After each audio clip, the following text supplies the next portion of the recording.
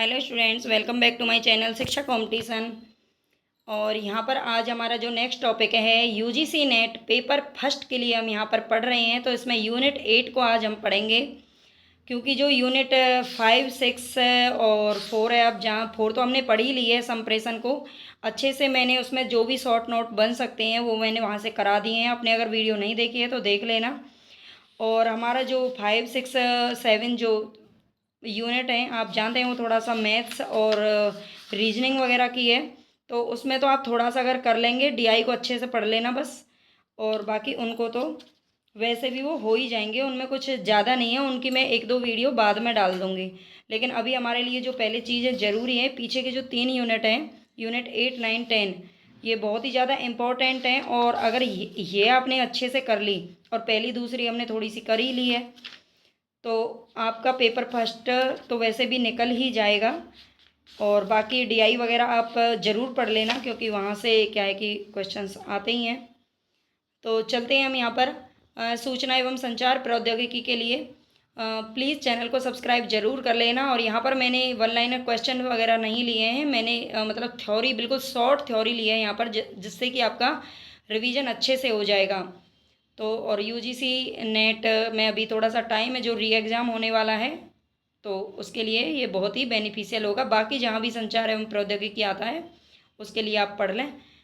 और please channel को subscribe जरूर कर लेना, अगर नहीं किया है तो। कर लिया है तो दिल से धन्यवाद आपको, बार बार बहुत अच्छा लगता है सब्सक्राइब वगैरह कर देते हैं। और दूसरी बात, आप प्लीज़ कमेंट में बताया करें मुझे, कुछ भी बोल दिया करें, अच्छा बुरा या जो भी है, कुछ भी बोला करें प्लीज़। थोड़ा बहुत कुछ ना कुछ मोटिवेट ज़रूर किया करें। अच्छा लगता है किसी का कमेंट आता है तो लगता है कि हम दिल से मतलब जुड़ रहे हैं। कहते हैं ना, टीचर और स्टूडेंट्स के बीच में क्या है कि इंटरेक्ट ज़रूर होना चाहिए, तभी क्या होता है, क्लास जो है वो प्रभावी होती है। और मतलब मोटिवेशन भी तभी मिलता है, और हमारा जो उद्देश्य है वो भी तभी पूरा होता है। हालांकि हम आमने सामने एक दूसरे को देख नहीं सकते, लेकिन कमेंट के माध्यम से भी हम आपस में इंटरेक्ट कर सकते हैं। आप मुझसे कुछ पूछ सकते हैं, बता सकते हैं। तो प्लीज़ आप कमेंट ज़रूर किया करें, मुझे अच्छा लगेगा। बाकी चलते हैं, हम सबसे पहले देखेंगे सूचना एवं प्रौद्योगिकी का अर्थ क्या होता है। तो सूचना को एकत्र करना, संग्रहित करना, उसमें सुधार करना एवं उसे प्रसारित करने के लिए जो भी तकनीक मतलब प्रयुक्त तकनीक, जो भी तकनीक यूज की जाती है, प्रयुक्त का मतलब होता है यूज करना, प्रयोग करना। जिन तकनीकों का प्रयोग किया जाता है उसको क्या बोलते हैं? सूचना तथा संचार तकनीक कहा जाता है। ठीक है, सूचना एवं संचार प्रौद्योगिकी इसी को बोलते हैं, तकनीक को ही। जो भी हम सूचना कलेक्ट करने के लिए, जैसे कि हमें न्यूज़ वगैरह डालनी है, उसको कलेक्ट करने के लिए, उनको संग्रहित करने के लिए, फिर उसमें सुधार करने के लिए, सुधार यानी कि उसमें एडिटिंग वगैरह होती है ना, वैसे ही सुधार करने के लिए, फिर उसे प्रसारित करने के लिए, मतलब अपनी बातों को दूसरों तक पहुंचाने के लिए जिस भी तकनीक का हम सहारा लेते हैं वो सूचना तथा संचार तकनीक कही जाती है। तो इसका अर्थ आप अच्छे से ध्यान रख लेना, कई बार हम कन्फ्यूजन में इन क्वेश्चंस को गलत कर देते हैं। तो रिवीजन के तौर पर ये बहुत ही बेनिफिशियल वीडियोस रहेंगी आपकी, आपके लिए। जो भी मैं डाल रही हूँ बिल्कुल बेस्ट से बेस्ट कंटेंट में लेके आने की कोशिश करती हूँ, जो आपके लिए यूज़फुल हो। मतलब अगर यूज़फुल ही नहीं होगा तो फिर फ़ायदा ही नहीं है, कोई मतलब उद्देश्य पर्पज़ रह ही नहीं जाता ये वीडियोस वगैरह बनाने का, है ना। सबसे पहले बड़ी बात है कि आपके लिए यूज़फुल होना चाहिए। और संचार की अगर हम बात करें तो सूचनाओं का संप्रेषण संचार कहलाता है। ये आप जानते ही हैं, संप्रेषण वाली वीडियो में हम पढ़ भी चुके हैं। सूचनाओं का संप्रेषण यानी कि आदान प्रदान, एक दूसरे तक अपनी बातों को पहुंचाना ही क्या कहलाता है?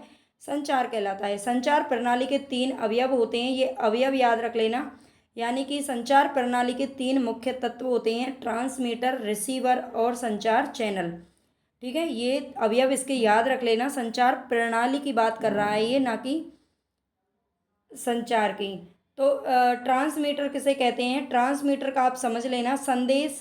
ट्रांसमीटर जो होता है वो संदेश सिग्नल को चैनल के माध्यम से संपर्क करता है। जो ट्रांसमीटर होता है, ट्रांसमीटर को हम क्या बोलते हैं?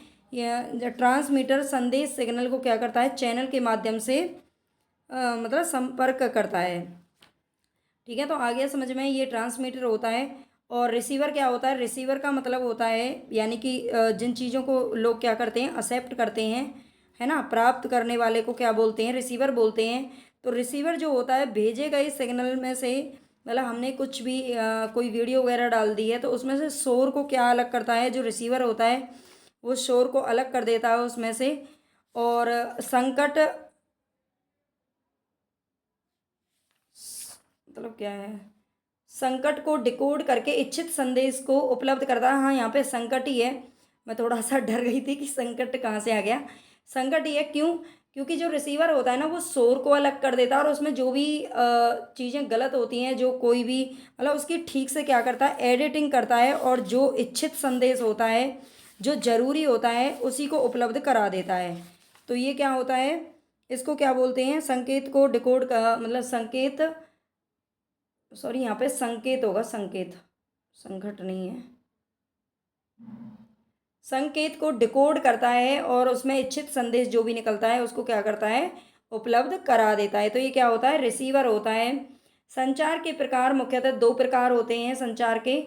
तो ऊपर तीन अवयव बताए गए हैं, ट्रांसमीटर, रिसीवर एंड, और तीसरा कौन सा है, तीसरा हम देखते हैं संचार चैनल। ओके, और संचार के प्रकार जो होते हैं वो दो प्रकार होते हैं केवल। तो दो प्रकार कौन से हैं, पॉइंट टू पॉइंट और प्रसारण।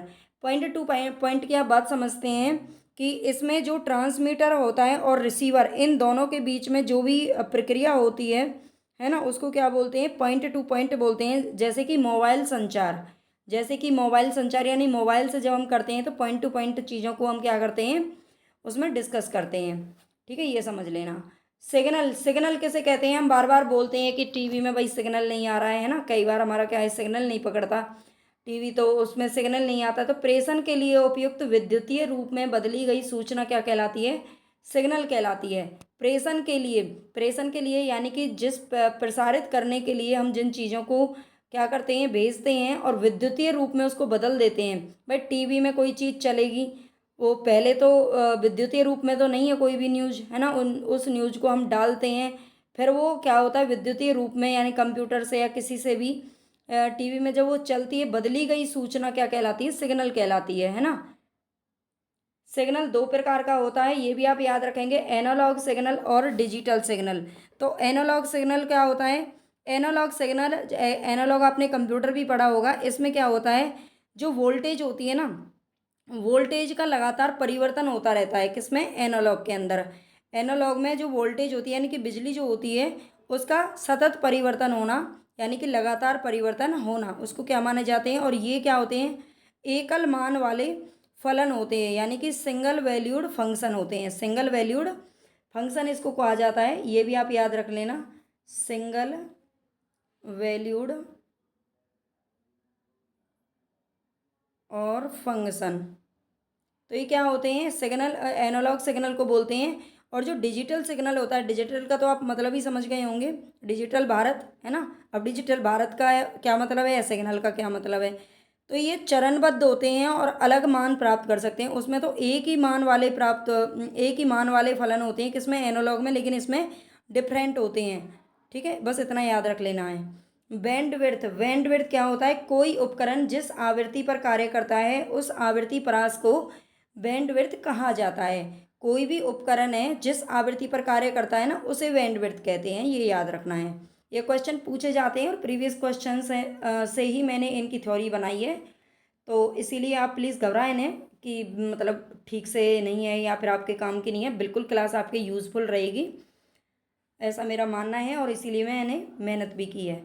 सूचना, और प्लीज़ चैनल को सब्सक्राइब जरूर कर लेना जिन्होंने नहीं किया है। इतना सा बस आपको 1 सेकंड का समय लगेगा, और हमें एक क्लास को बनाने में कम से कम कई घंटे का समय लग जाता है।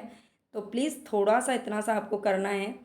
सूचना एवं संचार प्रौद्योगिकी के लाभ, तो इसके लाभ क्या होते हैं, सबसे पहले तो आप ये जान लें, आजकल जितनी टेक्निक बढ़ रही है, आप जानते हैं हम मोबाइल से घर बैठे देश विदेशों में कहीं भी बात कर सकते हैं, किसी को देख सकते हैं, वीडियो कॉलिंग पे, वीडियो कॉन्फ्रेंसिंग के जरिए ऑनलाइन वर्क कर सकते हैं। तो ये सब किसके कारण ही संभव हो पाया है, तो सब सूचना एवं संचार प्रौद्योगिकी के कारण ही संभव हो सका है।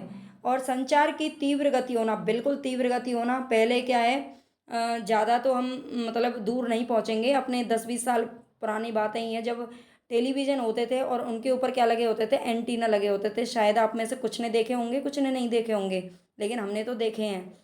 तो संचार की तीव्र गति इतनी हो गई यार, आजकल आप जानते ही हैं जो एलईडी वगैरह टीवी घर में लगे होते हैं, उनमें आपको कुछ करने की ज़रूरत ही नहीं है ना। तो ये किसके कारण संभव हो पाया है? ये तकनीक के कारण ही तो संभव हुआ है ना। क्योंकि अब इतना तेज़ी से संचार फैल गया है और इतना तेज़ी से न्यूज़ वगैरह आप कभी भी 24 घंटे आपके लिए अवेलेबल होती हैं। कभी भी आप टीवी खोल के बैठ जाओ, कभी भी फ़ोन, मतलब कभी भी ऐसा प्रॉब्लम ही नहीं होती कि अब बात नहीं हो रही, या रेंज नहीं आ रही, या टावर नहीं आ रहा, या फिर ये नहीं हो रहा, वो नहीं हो रहा। तो ये सब बहुत तेज़ गति से अब हो गया है। वैश्वीकरण को बढ़ावा मिलना, वैश्वीकरण का मतलब होता है जो पूरा विश्व है, मतलब अलग अलग दूर दूर के जो विदेश हैं, वहाँ से अपने लोगों का मतलब बहुत करीबी से जुड़ना। इसके कारण क्या है कि हमारे यहाँ के लोग दूर दूर तक चले जाते हैं, बाहर जाके पढ़ रहे हैं, है ना। और मतलब जो बिजनेस वगैरह होते हैं वो इतने पास आ गए हैं कि एक दूसरे के साथ मिलकर के बिजनेस कर रहे हैं विदेशों तक।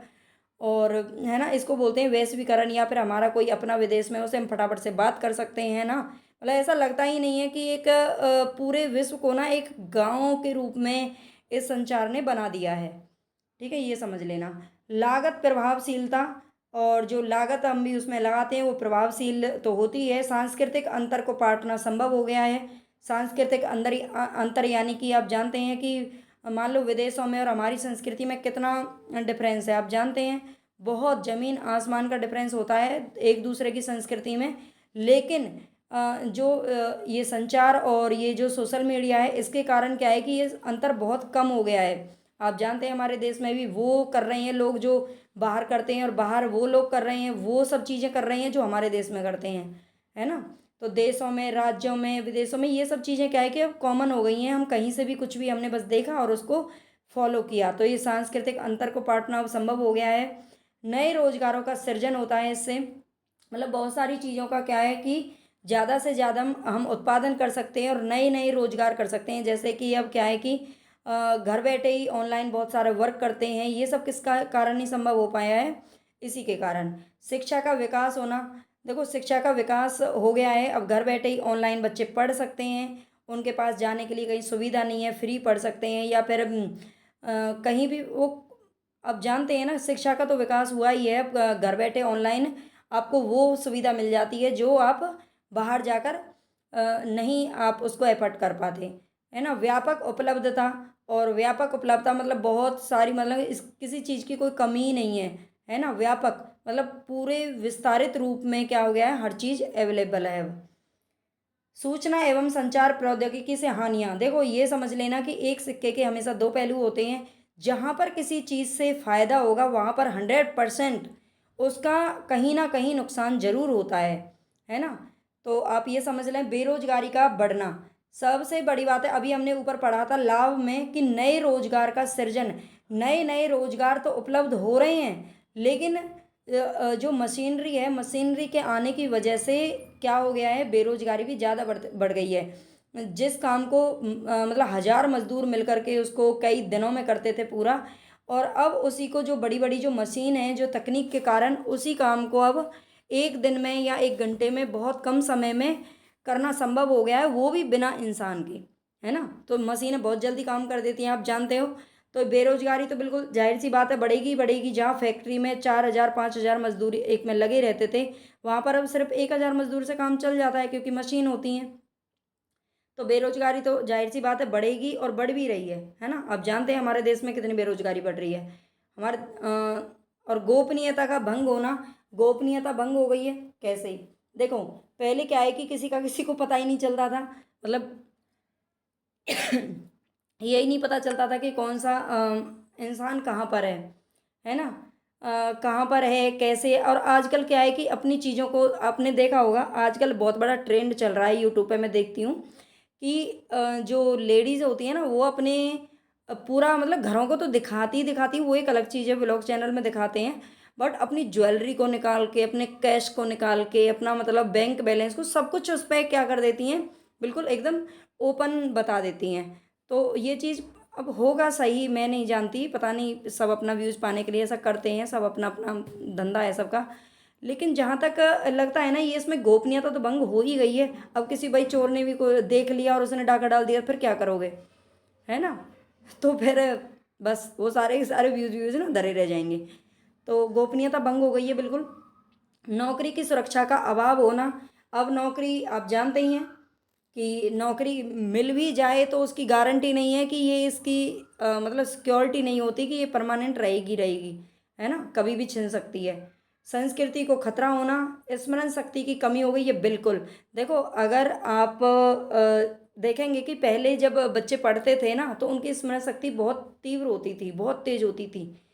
और क्यों होती थी? क्योंकि जितना भी वो वर्क करते थे ना, जितना भी वो पढ़ाई करते थे, या ज़्यादा से ज़्यादा वो क्या है कि अपने दिमाग का यूज करते थे उसमें, पढ़ने में, कैलकुलेशन करने में, मैथ्स को निकालने में, हर चीज़ को, हर सब्जेक्ट को पढ़ने में। क्योंकि पहले ये तकनीक तो थी नहीं, मोबाइल थे नहीं पास में। अब अगर बच्चे के पास में मोबाइल रख दिया ना तो बच्चा अगर कोई जरा एक छोटा सा भी कैलकुलेशन आ गया ना तो उसको खुद से तो बिल्कुल नहीं करेगा, क्योंकि हर कोई आसान रास्ता चुनता है ना। कठिन रास्ते पे जानबूझकर तो कोई जाना नहीं चाहेगा, वो एक अलग बात है कि चलना पड़ जाए, लेकिन कोई जाना नहीं चाहता। तो स्मरण शक्ति में इसकी वजह से क्या होती है, कमी होती है। देखो आप चाहे अपने बॉडी को देख लो, ले लो, चाहे अपने दिमाग को ले लो, चाहे आप किसी चीज़ को ले लो घर में, आप जितना ज़्यादा उसका यूज करेंगे ना वो उतनी ज़्यादा क्या बनेगी, परफेक्ट बनेगी। और अगर कहते हैं ना, अगर मशीन है और मशीन को आपने 1 महीने नहीं चलाया ना तो उसमें भी जंग लग जाती है, बिल्कुल वैसे ही हमारा हमारा जो शरीर होता है, इसकी बनावट भी भगवान ने बिल्कुल एक मशीन की तरह ही बनाई है। और इसका आप अगर कम यूज करेंगे तो जाहिर सी बात है इसमें भी अंदर अंदर क्या होगी, दीमक लग जाएगी, जंग लग जाएगी। तो हमारे इसीलिए जब दिमाग का आप यूज नहीं करेंगे तो जाहिर सी बात है वो याददाश्त तो कम होगी होगी। और आजकल देखा है मैंने कि छोटे छोटे बच्चों में कितनी बीमारियां फैल रही हैं, और मतलब याददाश्त तो ये समझ लो बहुत ही कम हो गई है ना। तो ये किसकी वजह से होता है, ये जो तकनीक है इसी की वजह से ये सारी चीज़ें होती हैं, स्मरण शक्ति की कमी। पाँच, दैनिक जीवन में बाधाएं, और आजकल इन्हीं के कारण क्या हो रहा है, दैनिक जीवन में बाधाएं भी बहुत आ रही हैं। तो ये आज की हमारे वीडियो इतनी ही है। सूचना एवं संचार प्रौद्योगिकी नेक्स्ट वीडियो के लिए आप प्लीज़ थोड़ा सा वेट कीजिए, कल आपको मिल जाएगी। और प्लीज़ चैनल को सब्सक्राइब ज़रूर कर लेना, है ना। हाथ जोड़े की बात है भाई, ज़रूर कर लेना, करना ही चाहिए आपको। धन्यवाद।